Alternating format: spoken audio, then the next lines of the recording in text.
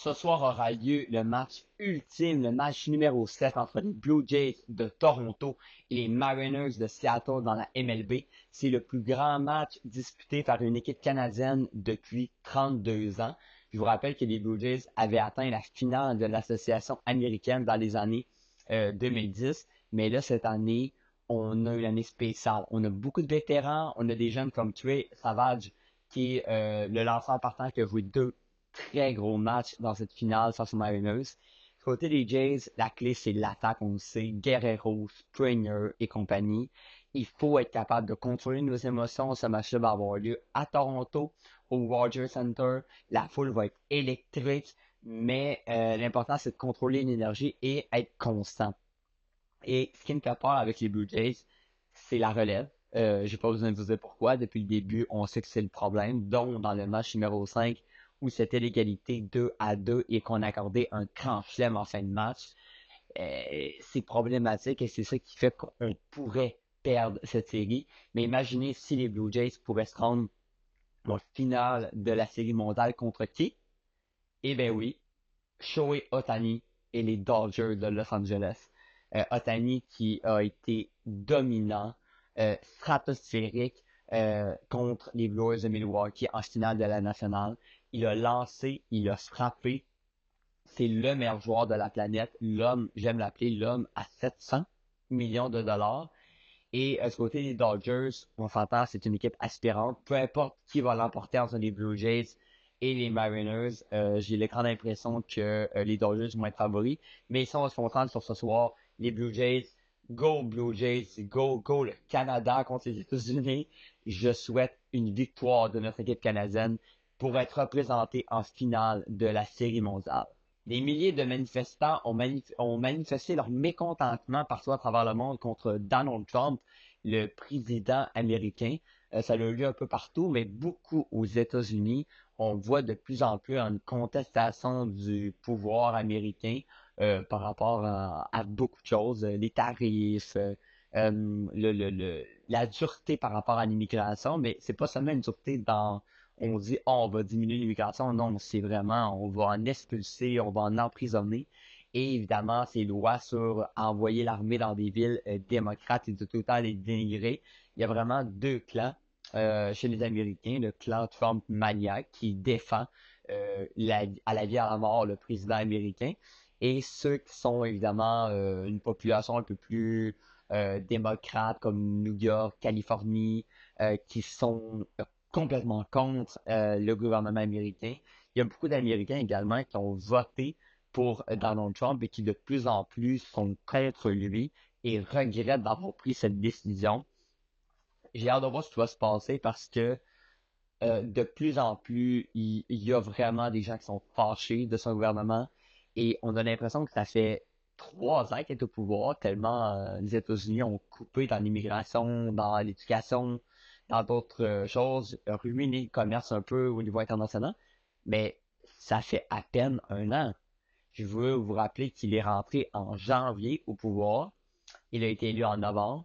On est seulement en octobre 2025.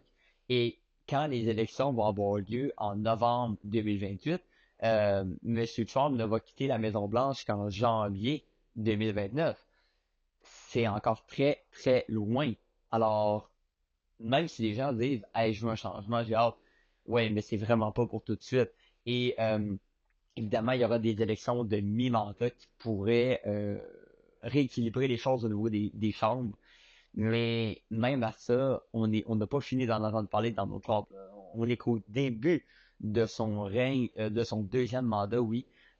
Donc, on n'a pas fini d'avoir des controverses au niveau de l'immigration, au niveau du commerce international. Alors, c'est pour ça que les gens qui critiquent Mark Carney au niveau des tarifs douaniers, parce que, bon, il règle pas la situation, sachez que les tarifs ne vont pas s'enlever demain matin. C'est évident que non, comme la plupart des pays du monde qui l'ont encore. Les États-Unis sont enclins à les garder coûte que coûte, malgré les controverses que cela implique.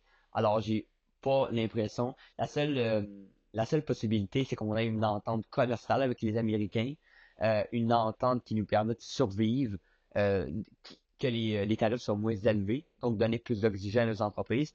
Mais quand on a vu la semaine passée que des compagnies automobiles s'en vont aux États-Unis, c'est ça que Donald Trump veut. Pourquoi il arrêterait demain matin de mettre des tarifs si sa stratégie marche?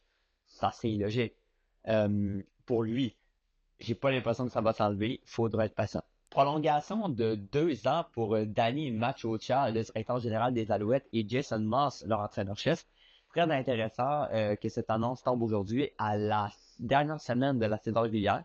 Les Alouettes seront à Winnipeg ce week-end avec une fiche de 10 victoires, 7 défaites. Pourquoi je vous parle aussi de ce club canadien-là, c'est que les équipes canadiennes vont bien ces temps-ci, proches de nous au Québec et au Canada en général. On parle des Blue Jays qui sont en finale de l'américaine et qui pourraient se classer pour la Série mondiale. Les Alouettes qui ont gagné la Coupe Grey en 2023 et fait la finale de l'Est l'an dernier. Eh bien, les Alouettes ont toujours une chance de terminer au premier rang de l'Est et d'accueillir la finale à Montréal le 8 novembre, la finale de l'Est, je veux encore une fois spécifier.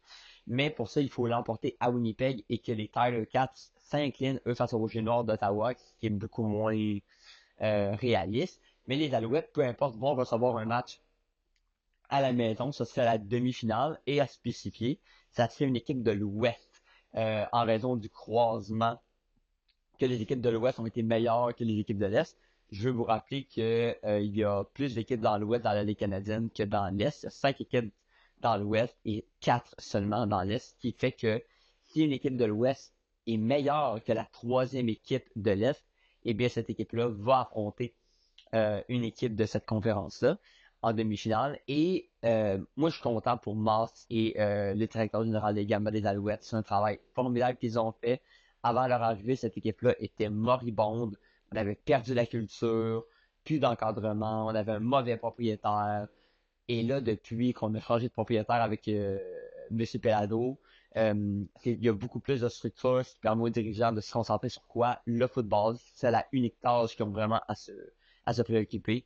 Et on voit les résultats. Il y a eu beaucoup de blessés cette année, mais là, les retours de blessures sont là. Les receveurs commencent à faire des attrapés. Davis Alexander est un corps arrière peut-être le meilleur dans la Ligue canadienne, selon moi. Quand il est en santé, là, il est mobile, il a un bras puissant, il est intelligent. Euh, Même dans ses mauvais matchs, on a l'impression qu'il est quand même capable de gagner parce qu'il y a une des meilleures défenses du circuit, encore une fois, quand elle est en forme. Les Alouettes peuvent clairement remporter la Coupe Grey cette année. Imaginez si les Blue Jays pouvaient remporter la Série mondiale et que les Alouettes, eux, peuvent remporter la Coupe Grey. Ce serait extraordinaire. Et le Canadien, en plus, connaît un bon début de saison. Les équipes canadiennes nous rendent très fiers présentement.